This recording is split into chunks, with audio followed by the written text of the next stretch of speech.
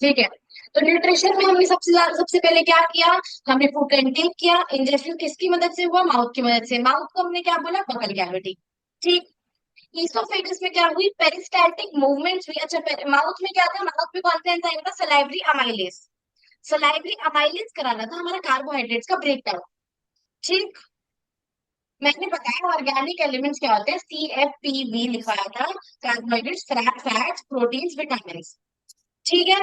तो कार्बोहाइड्रेट्स का तो ब्रेकडाउन करते हैं सलाइवरी अमाइलेज में। अब ईसोफेगस, जिसको हम फूड पाइप भी बोलते हैं। फूड पाइप क्यों? क्योंकि उसमें फूड पास ऑन हो रहा है। ठीक है। कितने कराता है वो? माउथ से लेकर स्टमक तक। कुछ ब्रेकडाउन नहीं करा रहा है वो, बस फूड पास ऑन करा रहा है माउथ से लेकर स्टमक तक। तो वहां पे क्या हुई? पेरिस्टाल्टिक मूवमेंट्स हुई। पेरिस्टाल्टिक मूवमेंट्स ने क्या किया? कॉन्ट्रैक्शन और रिलैक्सेशन किया, जिसकी मदद से फूड पास ऑन कर पाया आराम से।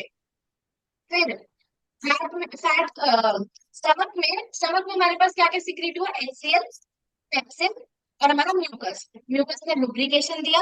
पेप्सिन ने प्रोटीन का ब्रेकडाउन कराया। और पेप्सिन ने किसके प्रेजेंस में कराया? ये HCl के प्रेजेंस में। क्यों? क्योंकि पेप्सिन एसिडिक मीडियम में वर्क करता है। ठीक है। फिर हमारे पास आता है लिवर, पैंक्रियास और स्मॉल इंटेस्टाइन। अब हमने जब फूड का, कार्बोहाइड्रेट्स का ब्रेकडाउन करा दिया माउथ में, और प्रोटीन का ब्रेकडाउन करा दिया स्टमक में, तो क्या बचा? फैट बचा। फैट का ब्रेकडाउन होना जरूरी है, तो हमारे पास आता है लिवर। लिवर बाइल जो सिक्रेट करता है, जो फैट का ब्रेकडाउन कराता है, और उस प्रोसेस को बोलते हैं इमल्सिफिकेशन। अच्छा, सब लोग अनम्यूट रखो अपने आप को, बनने का तुम भी। उसके बाद पैंक्रियास में जाता है। अब जब सारी चीजें एक एक बार ब्रेकडाउन हो चुकी हैं, तो पैंक्रियास तीन जूस सिक्रीट करता है। और तीनों जूसेस की मदद से इन्हीं तीनों चीजों को, कार्बोहाइड्रेट्स, प्रोटीन्स और फैट्स को और ब्रेकडाउन कराता है। उसके बाद ये सारी चीजें स्मॉल इंटेस्टाइन में जाती है फॉर इट्स एब्जॉर्प्शन, सारी फूड का एब्जॉर्प्शन हो पाए। सारी चीजें जो हमने ब्रेक डाउन करी है, वो एब्जॉर्ब करके बॉडी को पास ऑन करनी है, तो वो एब्जॉर्प्शन का काम करा रहा है। ठीक है। अब हम पढ़ने वाले हैं क्या? रेस्पिरेशन। पर इससे पहले हम थोड़ी सी रीडिंग कर लेंगे न्यूट्रिशन की।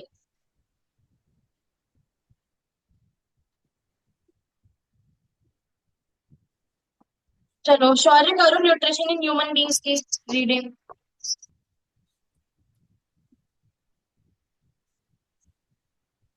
शौर्य। Nutrition and human beings.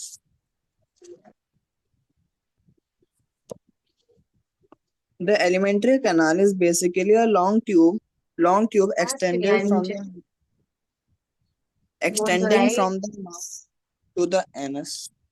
बनने का तुम्हें आ रही है शौर्य की आवाज? मुझे नहीं आ रही लगता है। ऐसे Hello, मुंडी लाकर आ रही है तो।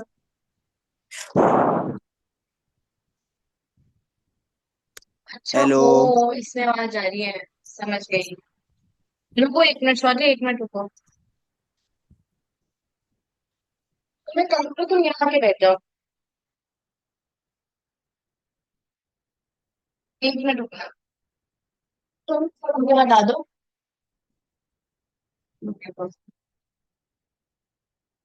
हाँ हेलो। हेलो शौर्य, आवाज आ रही है? Yes, miss. हाँ, हाँ. अब तुम्हारी आवाज आ रही है। हाँ, सिस्टम में कोई दिक्कत थी। हाँ, अब पढ़ो न्यूट्रिशन इन ह्यूमन बींग्स से।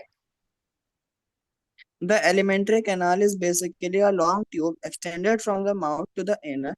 In figure 6.6, we can see that the tube has different parts. Various regions are specialized to perform different functions. What happens to the food once it enters our body? We shall discuss this process here. पढ़ लेना activity six Activities point three एक बार खुद 6.6. से। पढ़ लेना, homework में लिख लो।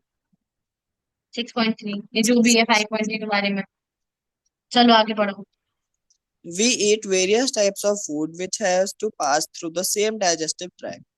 Naturally, the food has to be produced to generate particles which are small and of the same texture. This is achieved by crushing the food with our teeth. Since the lining of the canal is soft, the food is also wetted to make its passing smooth. When we eat something, we like our mouth waters. This is वही watery actually हो गया not ना, मुझे only पानी आ गया। क्या बात है, आज बहुत ही टेस्टी पिज्जा। हो वाओ। चलो।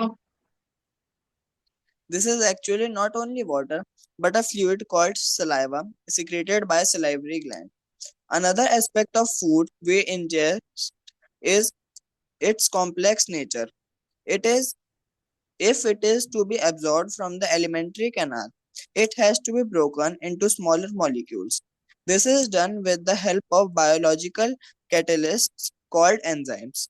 The saliva contains an enzyme called salivary amylase that breaks down starch, which is a complex molecule, to give simpler sugar.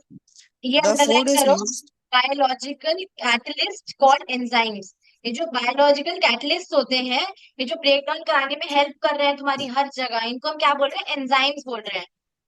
और फिर ये भी अंडरलाइन करो, the saliva contains an enzyme called salivary amylase that breaks down starch which is a complex molecule to give sugar.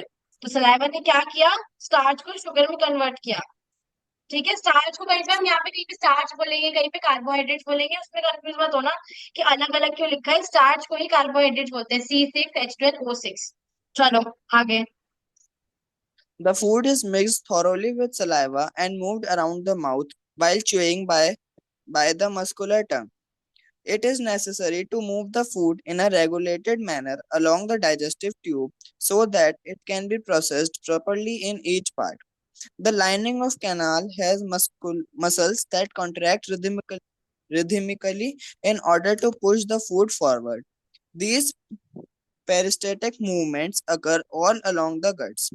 ये underline From करो, the mouth, lining of canal has muscles that contract rhythmically in order to push the food forward and these peristaltic movements occur all along the gut. और इसके side में तुम लिख भी सकते हो, यहाँ पे क्या हो रहा है? कॉन्ट्रैक्शन और रिलैक्सेशन, कॉन्ट्रैक्शन एंड रिलैक्सेशन हो रहा है हमारा। भाई पेन की जगह पेंसिल यूज कर लिया करो अंडरलाइन करने के लिए, और सब कुछ मत अंडरलाइन करो, नहीं तो फिर कंफ्यूज हो जाओगे। अंडरलाइन क्यों होता है? अंडरलाइन इसलिए होता है जिससे जब हम रिवाइज करें, अगर तुम पूरी बुक अंडरलाइन कर दोगे, हाईलाइट कर दोगे ना, तो रिवाइज नहीं कर पाओगे। ठीक है, रिवाइज करने के लिए सिर्फ सिर्फ बहुत इंपॉर्टेंट पॉइंट्स हमें हाईलाइट करने चाहिए। जब हमें रिवीजन की जरूरत हो बुक से, फटाफट देखना हो लास्ट मोमेंट पे, तब कैसे देखोगे? तुम पूरी तुमने अंडरलाइन कर दी, नहीं देख पाओगी ना। वो चाहे ब्रैकेट लगा दो, चाहे पॉइंट बना दो, चाहे स्टार लगा दो, लेकिन अगर सब अंडरलाइन कर दिया, हाईलाइट कर दिया, तो नहीं देख पाओगे। इसलिए सिर्फ जितना जरूरी होता है उतना अंडरलाइन करना चाहिए, जैसे पॉइंट पॉइंट करते चले। ठीक है, चलो। from the mouth, the food is taken to the stomach through the food pipe or esophagus. The stomach is a large organ which expands when food enters it. The underline, muscular stomach is walls, a large organ which expands when food enter it. चलो। the muscular walls of the stomach help in mixing the food thoroughly with more digestive juices. The digestion in stomach is taken care of by the gastric glands present in the wall of the stomach. Underline कौन करा रहा है? Gastric glands present in the wall of stomach. तो जो ये juices हैं, इनको हम क्या बोलते हैं? यहाँ पे लिख सकते हो गैस्ट्रिक जूसेस। जो कौन सिक्रीट कर रहा है? स्टमक। उनको हमने क्या बोला? Gastric juices. करा कौन रहा है? गैस्ट्रिक ग्लैंड्स, जो कहाँ प्रेजेंट है? वॉल ऑफ स्टमक में प्रेजेंट है। क्लियर? ठीक है, तीनों Yes. को। चलो। These release hydrochloric acid, a protein digesting enzyme called pepsin, and mucus. The underline, hydrochloric बस इसके बाद मत करना, इसके बाद तो हम पढ़ चुके, मतलब लिख चुके हैं अपने नोट्स में। चलो। the hydrochloric acid creates an acidic medium which think is served by the acid, nahin, which facilitates the action of the enzyme pepsin. What other functions do you think is served by the acid? The mucus protects the inner lining of the stomach from the action of acid under normal conditions. We have often heard adults complaining about acidity. Can this be related to what have been discussed above?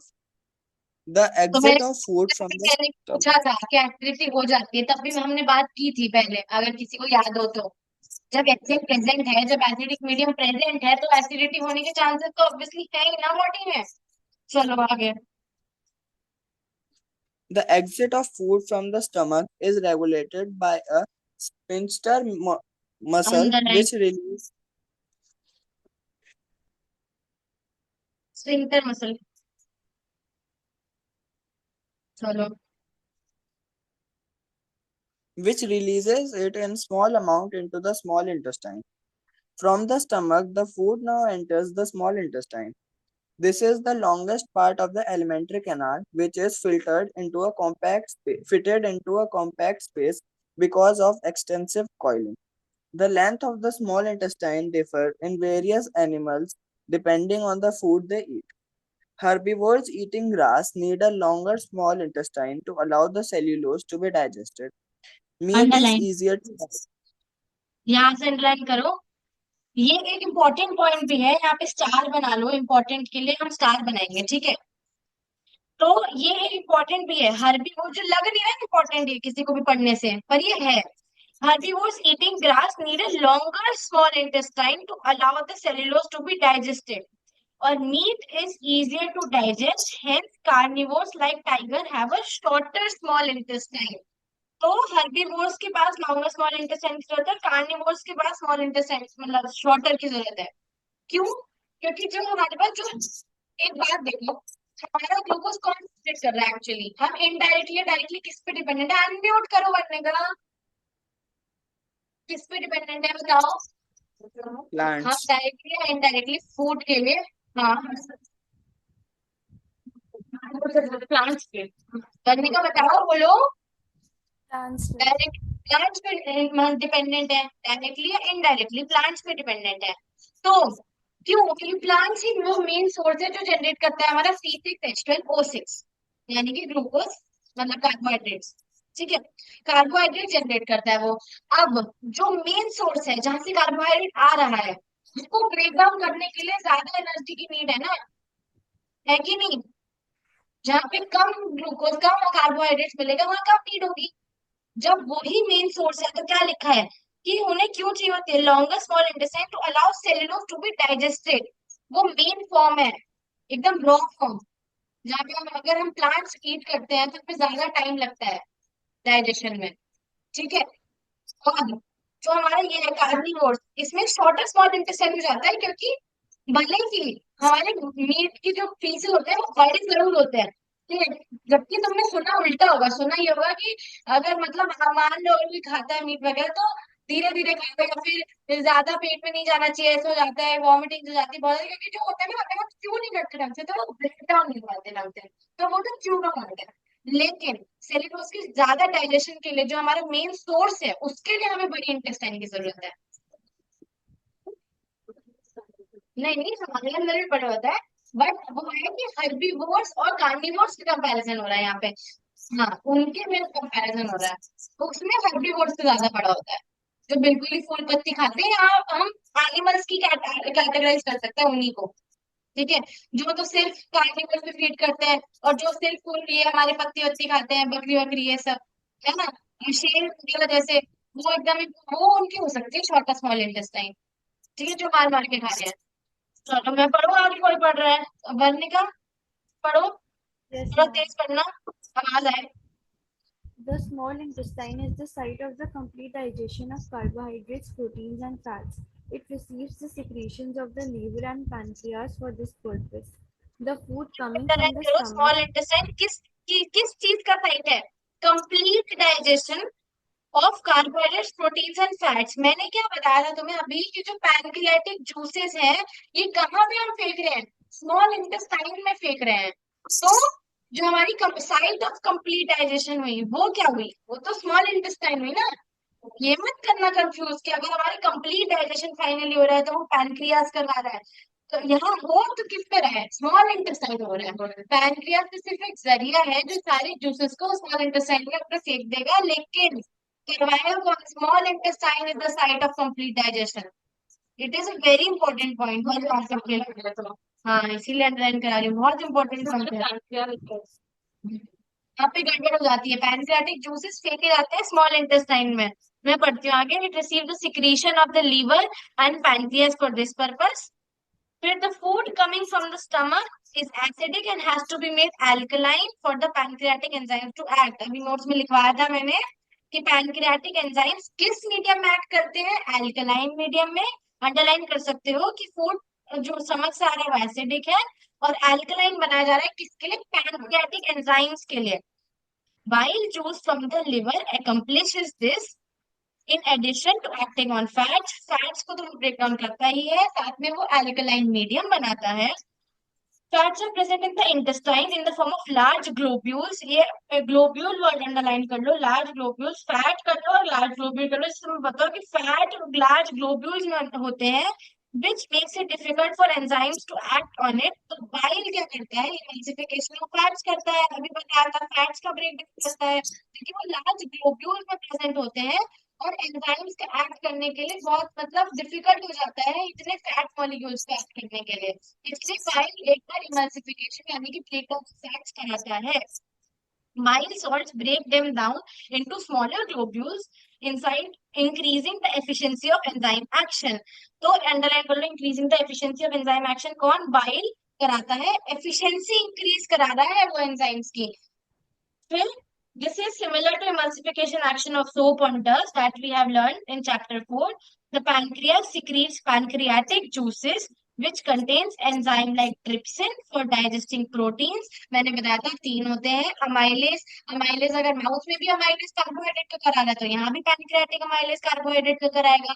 अगर stomach में pepsin करा रहा है या proteins का breakdown तो यहाँ पे ट्रिप्सिन कराएगा. पेप्सिन वहां, ट्रिप्सिन यहाँ. ठीक है, याद रखना, पेप्सिन वहां, ट्रिप्सिन यहाँ. और फिर लास्ट कौन सा बचा? थर्ड भरने का, पहले भरने का. लास्ट कौन सा बचा? 3 लिखवाए थे, एक तो पैनक्रियाटिक अमाइलेज, एक पैनक्रियाटिक ट्रिप्सिन. लास्ट इतनी भी पेप्सिन शॉर्ट टाइम लिपास. मेमोरी मत रखो, तुम लोग सब नोटबुक में देखने लग जाते हो. हाँ क्या? Pepsin lipase. लाइपेस. हाँ ये. ठीक है, लाइपेस. तो for breaking down of emulsified fats, the wall of small intestine contains gland. Wall of small intestine क्या कंटेन करते हैं? वो जैसे स्टमक हमारा कंटेन कर रहा था गैस्ट्रिक ग्लैंड्स, ये भी glands which secrete the intestinal juices. Underline, very important, कि जैसे स्टमक वहां पे क्या कर रहा था, इनर वॉल ऑफ स्टमक में गैस्ट्रिक ग्लैंड्स थे, वैसे स्मॉल इंटेस्टाइन में भी ग्लैंड्स हैं जिससे वो इंटेस्टाइनल जूसेस सिक्रीट कर पाए. The enzymes present in it finally convert the ये भी लाइन इंपॉर्टेंट है. The enzymes present in it finally convert the protein to amino acids. Protein का फाइनल, ये लिखो अपनी नोटबुक में, नोटबुक में लिखो या बुक में लिखो, लिखो प्रोटीन कहाँ से गया? प्रोटीन एरो लिख लो, या ये भी मैं लिख पाऊँ.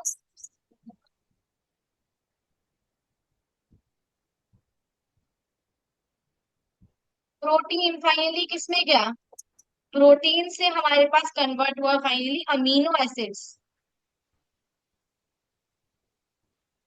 कार्बोहाइड्रेट्स, कार्बोहाइड्रेट से कन्वर्ट हुआ ग्लूकोज. और फैट्स मैंने लिखाया भी था पैनक्रियाटिक में, फैटी एसिड्स प्लस ग्लिसरॉल. ठीक है, तो ये फाइनल चीज इंपॉर्टेंट है, स्टार मार्क कर लो. प्रोटीन अमीनो एसिड्स में जाता है, कार्बोहाइड्रेट्स ग्लूकोज में जाता है और फैट फैटी एसिड्स और ग्लिसरॉल में जाता है. 1 मार्कर में भी आ सकता है. ठीक है, ओके. हेलो, थम्स अप है सबका? थम्स अप है? ओ भाई थम्स अप दे दो भरने का. ठीक है. The digested food is taken up by the walls of the intestine. जो digested food है ये कौन absorb करता है? Intestine करता है. The inner lining of the small intestine has numerous finger-like projections called villi, which increases the surface area for absorption. Villi are richly supplied with blood vessels, which take the absorbed food to each and every cell of the body, which is utilized for obtaining energy, building up new tissues, and repair of old tissues. तो हमने सबसे पहले क्या बात किया था? Life process में life process क्या होते हैं जो सर्वाइवल और मेंटेनेंस के लिए काम आ पाए. तो ये जो फाइनली हमारा फूड ब्रेक डाउन हुआ है हर चीज में, तो ये एनर्जी किसके लिए? एक तो हमारी बिल्डिंग अप न्यू टिश्यूज और एक रिपेयर ऑफ ओल्ड टिश्यूज, यानी कि सर्वाइवल एंड मेंटेनेंस. अब हुआ, लिंक हुआ सबका? हुआ Yes, ma'am. हुआ. ठीक है. The unabsorbed food is sent to the large intestine. Underline, अब unabsorbed food गया large intestine में, where more will I absorb water from this material and the rest of the material is removed from the body by the anus. The exit of this waste material is regulated by the anal sphincter. Underline anal sphincter क्या कर रहा है? Exit of waste material regulate कर रहा है. पूरी line underline कर लो. Exit of waste material is regulated by the anal sphincter. ठीक है. More to know पढ़ लेना. लिख लो होमवर्क में. पढ़ लेना. सुनो येलो बॉक्स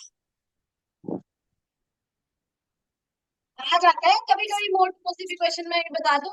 ये मत समझो ना इसमें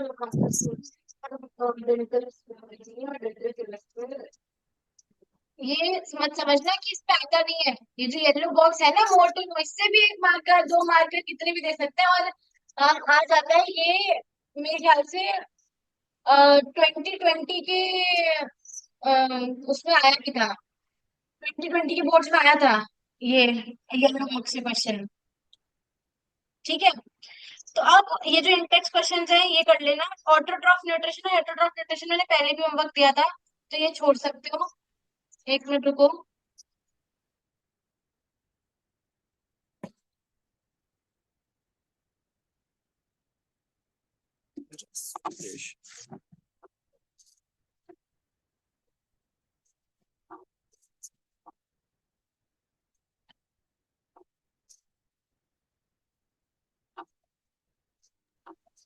ठीक है. अब क्या पढ़ेंगे? अब पढ़ेंगे रेस्पिरेशन.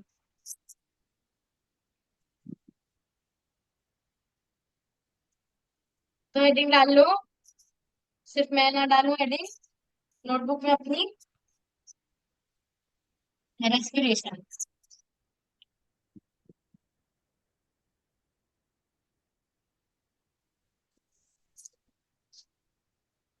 क्या समझते हो तुम लोग रेस्पिरेशन से? बताओ. हाँ तृप्ति सबसे पहले तुम बताओ. अच्छा. मैंने शायद कोई डेफिनेशन लगाई थी पर चलो कोई बात नहीं. शौर्य क्या समझते हो रेस्पिरेशन से? ऑक्सीजन का अंदर जाना और पूरी बॉडी पार्ट्स में सप्लाई होना. अच्छा वर्णिका तुम क्या समझती हो रेस्पिरेशन से? Breathing. ओ सेम नहीं बोलो. नहीं मतलब breathing, taking in enough oxygen and giving out carbon dioxide. बस ये रेस्पिरेशन होता है. अब जो मैंने रेस्पिरेशन में डेफिनेशन लिखवाई थी वो पढ़ो जाके. जब मैंने 4 डेफिनेशन लिखवाई थी. जोर से पढ़ो जोर से. The process of acquiring oxygen from outside the body and to use it in the process of breaking down of food or processed needs. तो भाई मुझे एक बात बताओ. तुमने तो बस आधा ही रेस्पिरेशन करा दिया. ऑक्सीजन ऑक्सीजन ले ली. सेलुलर ब्रेकडाउन ये हमारा जो सेलुलर नीड्स पूरी करने का काम है जिसने ऑक्सीजन ने ब्रेकडाउन कराया ऑफ फूड. ये तो तुमने किसी ने मुझे बोला ही नहीं. बस ऑक्सीजन अंदर ले लिया उसने और बाहर निकाल दिया कार्बन डाइऑक्साइड. ये नहीं होता. This is called breathing. ठीक है. रेस्पिरेशन में दो चीजें होती हैं. एक ब्रीथिंग और एक सेलुलर ब्रेकडाउन. ठीक है. तो ब्रीथिंग है यस. जो तुमने जवाब दिया है. डिफरेंस भी आ सकता है ब्रीथिंग और रेस्पिरेशन में. ब्रीथिंग होता है सिर्फ इनटेक और बाहर आउट निकालना हमारा ऑक्सीजन और कार्बन डाइऑक्साइड. जो सेलुलर ब्रेकडाउन के साथ हमारा ब्रीथिंग कंबाइंड होता है दैट इज रेस्पिरेशन. तो देखो रेस्पिरेशन में दो पार्ट्स होते हैं. एक तो हमारा होता है ब्रीथिंग. एक होता है सेलुलर ब्रेकडाउन. तो जो मैंने 4 डेफिनेशन लिखवाई है ना वो रामबाण है. ये 4 डेफिनेशन से तुम पूरा चैप्टर में बहुत चीजें काफी सारी तो नहीं ऑब्वियसली पर काफी चीजें तुम बना सकते हो इनसे. ठीक है. तो ब्रीदिंग में क्या हो गया हमारा? इनहेलेशन. और करने का दूसरा म्यूट मत करा करो. मैं बार बार कह कह के थक गई. Exhalation. हाँ. और म्यूट नहीं करना. इनहेलेशन में क्या क्या इनटेक करते हैं? O2 oxygen. एक्सेल क्या करते हैं? CO2 carbon dioxide. ठीक है. और ये जो Yes, सेलुलर yes. ब्रेकडाउन होता है ये हमारे किस में होता है? सेल में होता है, ऑब्वियसली सेल्स करवाते हैं, है ना? हाँ कि ना? थम्स अप है, ठीक है ना? कुछ बोलने का मन करे बस थम्स अप दिखा दो, स्क्रीन पे सबकी वीडियो दिख रही है। तो ये जो सेलुलर ब्रेकडाउन होता है, जो सेलुलर रेस्पिरेशन होता है, हम इसको रेस्पिरेशन भी लिख सकते हैं। सेलुलर रेस्पिरेशन, ये जो हमारा हो रहा है ये इंटरनल भी हो सकता है और एक्सटर्नल भी हो सकता है। अभी बताएंगे कैसे।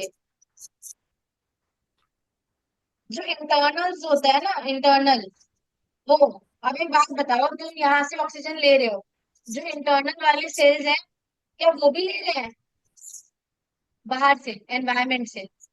नहीं ना। तो इंटरनल जो होता है वो सेल में होता है। सेलुलर ब्रेकडाउन, सेलुलर रेस्पिरेशन जो होता है वो इंटरनल सेल में होता है, अंदर जाके वो करते हैं जिससे उन्हें मिले, ठीक है? जो वो पास ऑन करते हैं इधर उधर, एक दूसरे को ब्रेक डाउन करते हैं एनर्जी के लिए। और जो एक्सटर्नल होता है वो तो हम सबको पता है लंग्स से होता है। जो एक्सटर्नल हमारा इनटेक हो रहा है और आउट जा रहा है वो कौन करवा रहा है? लंग्स करवा रहे हैं ना। लेकिन जो पूरी बॉडी को ऑक्सीजन मिल रही है वो तो सेल्स करवा रहे हैं ना, वो तो लंग्स नहीं करवा रहा। लंग्स तो सिर्फ भेज देता है। अब ये भी हमारे पास रेस्पिरेशन दो टाइप के होते हैं। इनहेलेशन नहीं, रेस्पिरेशन दो टाइप के होते हैं, एरोबिक और एनारोबिक। मैंने यहाँ पे लिखवाया है ना सेलुलर रेस्पिरेशन। एक काम करो, ब्रेक डाउन काट दो, सेलुलर रेस्पिरेशन ही रहने दो बस, ठीक है? ब्रेकडाउन से सब चीजें मैच नहीं कर रही, जो जो मैं लिखवा रही हूँ सेलुलर रेस्पिरेशन से मैच कर रही है। सेलुलर रेस्पिरेशन रखो बस। तो रेस्पिरेशन बस दो टाइप का होता है, एक एरोबिक और एक एनएरोबिक। अब पढ़े सबने लिख लिया हो तो ब्रीथ तो मिलेगा सबको, रेस्पिरेशन क्या होता है? मैं हटा Yes, दूं yes. भाई? Yes, ma'am. और सॉरी तुम भी, ठीक है। तो अब हमारा क्या हुआ, हम किसका ब्रेकडाउन करा रहे हैं? फूड का। 2 मीटर सेलुलर नीड्स, बोलो बोलो क्या बोला जा रहा है, ठीक है? तो ये जो हमारा ग्लूकोज था, ब्रेकडाउन किसमें हुआ? कार्बोहाइड्रेट, ग्लूकोज में हुआ ना, एनर्जी प्रोवाइड करने के लिए। ये क्या था फॉर्मूला बताना मम्मी का ग्लूकोज का? 6H12O6. C6H12O6, पता था छोड़? Yes, sir. तो अब हम क्या कर रहे हैं? ब्रेक डाउन ऑफ ग्लूकोज कर रहे हैं अलग अलग तरीके से। अब जो ये ग्लूकोज है सारी एनर्जी के सारे बॉडी पार्ट्स को देना है, ऑक्सीजन की प्रेजेंस में है या नहीं है, प्रेजेंस में एरोबिक है या एनारोबिक है, वो डिस्कस कर रहे हैं। कि जो ग्लूकोज, ये जो एनर्जी सारे पार्ट्स को देनी है, ब्रेक डाउन करना है ऑक्सीजन की मदद से, ये अब हम कैसे देखने वाले हैं? रेस्पिरेशन के थ्रू। तो ग्लूकोज, ये तुम अपना डायग्राम देखो, नेक्स्ट पेज पे है जो, जहाँ पे लिखा है break down of glucose by various parts. तो ये ग्लूकोज जो है, पहली बात तो 6 कार्बन मॉलिक्यूल लिखा है, दिख रहा है हमें 6 कार्बन है, जिस हमने बोल लिया ना वो फ्लो चार्ट बुक वाला, Yes, ma'am. वर्णिका बोल लिया। Yes, ma'am. तो उसमें 6 कार्बन मॉलिक्यूल क्यों लिखा है? क्योंकि यहाँ पे ये है कार्बन 6, ठीक है? अरे तृप्ति शौर्य ओके, तो लिख लो 6 कार्बन मॉलिक्यूल। अब ये साइटोप्लाज्म में इसका ब्रेकडाउन हो रहा है, पहले भी हमने पढ़ा था कहाँ पे हो रहा है, अगर किसी को याद हो तो। अमीबा में भी पढ़ा था ना, फूड का ब्रेकडाउन हुआ साइटोप्लाज्म में गया, ये भूल गए? चलो फिर से अमीबा पे आते हैं, कोई जवाब नहीं दिया। आओ आ गए सब लोग अमीबा पे। For example, amoeba takes in food using temporary finger-like projection of the cell surface, which fuse over the food particle, forming a food vacuole. जहाँ पे food आया, temporary finger-like projections निकल के food vacuole बनाई. Inside the food vacuole, complex substances are broken down into simpler ones. which then diffuse into the cytoplasm. मिल गया सबको या ढूंढते ही रह गए? शौर्य मिला अमीबा का न्यूट्रिशन? नहीं मिला? नहीं मैम। ये देखो लिखा है ना, how to organism obtain the nutrition में, जहाँ पे अमीबा का डायग्राम बना है उसकी जस्ट साइड में। For example 1 2 3 4 5 9। हाँ अमीबा मिल गया, मिल फिफ्थ गया लाइन। मैम। अमीबा ने क्या किया, फूड वैक्यूल बनाया जहाँ पे फूड प्रेजेंट था, टेम्पररी फिंगर लाइक प्रोजेक्शन निकाल के। और फूड वैक्यूल में क्या हुआ, कॉम्प्लेक्स, या ये सब अंडरलाइन रखना, ये जो मैंने अभी बोला अंडरलाइन कर लो अगर किसने नहीं कर रखा तो। Amoeba takes in food using finger like projection, वो फूड पार्टिकल पे फूड वैक्यूल बनाती है, और बनाता है भी बोल सकते हैं। मैं कोई फेमिनिस्ट नहीं हूँ यहाँ पे बैठी हुई। Inside the food vacuole complex substances are broken down into simpler bunch. Complex substances broke down हो रहे हैं और फिर वो डिफ्यूज किस में हो रहे हैं, साइटोप्लाज्म में। ठीक है, कहाँ डिफ्यूज होते हैं, साइटोप्लाज्म में। तो हमारा भी जो रेस्पिरेशन पे वापस आ जाओ, रेस्पिरेशन के फ्लो चार्ट पे, जो ग्लूकोज है कहाँ पे जाएगा हमारा फाइनली, साइटोप्लाज्म में ही तो जाएगा, हाँ कि ना? Yes ma'am. तो ये जो साइटोप्लाज्म में गया, इसको हम बोल सकते हैं ग्लाइकोलिसिस। लिख लो इस प्रोसेस को। फिर यहाँ पे ये किस में कन्वर्ट होता है, पायरुवेट मॉलिक्यूल। ये जो कार्बन 6 कार्बन मॉलिक्यूल था ग्लूकोज, जब ये थोड़ा सा ब्रेकडाउन हुआ तो ये, अरे यू रह गया, पायरुवेट मॉलिक्यूल बना, that is a 3 carbon molecule.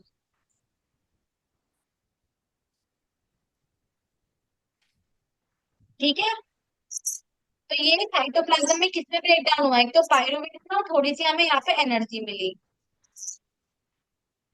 ठीक है, इतना तो हो गया। अब 3 कार्बन मॉलिक्यूल से और एनर्जी लेनी है कि नहीं लेनी, इस डायग्राम के नीचे लिख लो, ब्रेक डाउन, कैपिटल में लिख लो कैसे भी लिख लो, break down of glucose that is sugar by various pathways. ये डायग्राम भी बहुत इंपॉर्टेंट है, स्टार बना लो।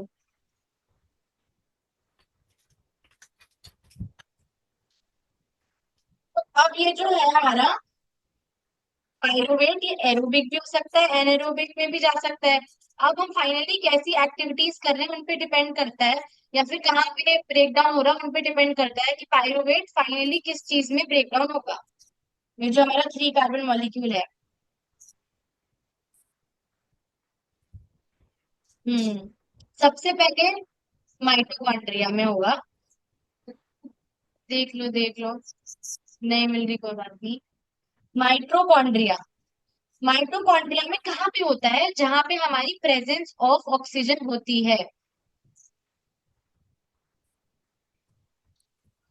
सबसे पहले एरोबिक की बात कर लेते हैं ना, जहाँ ऑक्सीजन मिल रही है, सीधी सीधी बात है। तो यहाँ पे तो कुछ नहीं, कार्बन डाइऑक्साइड, वाटर और एनर्जी। एनर्जी तो देखो मिलनी है, सबसे पहले एनर्जी लिख लो। एनर्जी तो तुम पता है ना, हम एनर्जी के लिए कर रहे हैं, अपनी सेल्यूलर नीड्स पूरी करने के लिए कर रहे हैं, पता है कि नहीं? तो एनर्जी तो सबसे पहले लिख ही लो।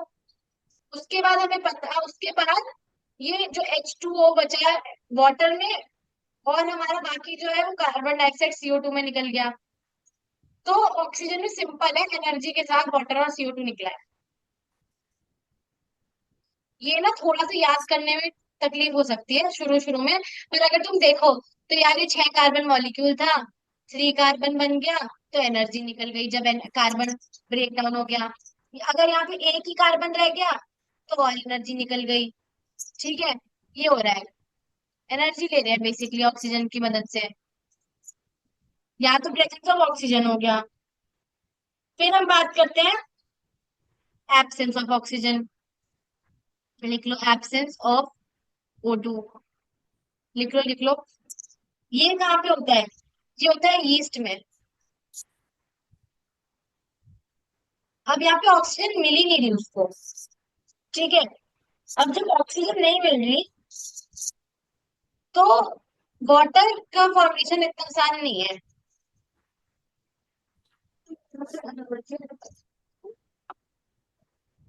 वाटर का फॉर्मेशन आसान नहीं है। वाटर की फॉर्मेशन के लिए तुम्हें हाइड्रोजन के साथ ऑक्सीजन चाहिए होता है, ठीक है, यहाँ भी चाहिए, लेकिन यहाँ कार्बन की प्रेजेंस मिल गई ना।